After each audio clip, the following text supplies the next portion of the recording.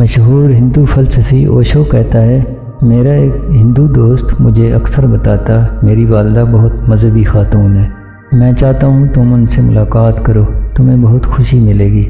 اوشو کہتا ہے پھر ایک دن میری ان سے ملاقات ہو گئی۔ خاتون مجھے دیکھ کر بہت خوش ہوئی۔ اس نے مجھ سے کہا میرا بیٹا بتاتا ہے تم بہت پڑھتے ہو، آج کل کیا پڑھ رہے ہو؟ اوشو نے کہا میں نے انہیں بتایا میں آج کل قرآن پاک کا مطالعہ کر رہا ہوں۔ اچانک ان کے تیور بدل گئے، ان کی آنکھوں میں نفرت اور لہجے میں غصہ آ گیا اور کہا تم قرآن کیوں پڑھ رہے ہو؟ تم کیسے ہندو ہو؟ تو میں وہاں سے چل دیا اور اپنے دوست سے کہا تم تو کہتے تھے میری والدہ بڑی مذہبی ہیں، یہ مذہبی نہیں بس فرقہ پرست ہیں۔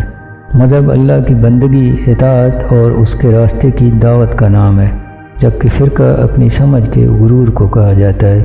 فرقے میں کوئی آپ کی سمجھ کے خلاف تھوڑا بھی دائیں بائیں ہوا، آپ کی انا کو آگ لگ جاتی ہے۔ مذہب اور دعوت کہیں پیچھے رہ جاتی ہے، آپ اپنی انا کی جنگ لڑنا شروع کر دیتے ہیں۔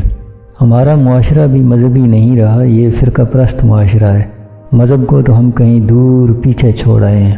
آج ہمارے گھر بازار، ہمارا لین دین، ہمارے رسم و رواج، ہماری دنیا میں پہچان سب چیخ چیخ کر بتا رہے ہیں ان مسلمانوں میں فرقے بہت ہیں، مساجد و مدارس بہت ہیں، لیکن ان کی زندگی میں اسلام نظر نہیں آتا۔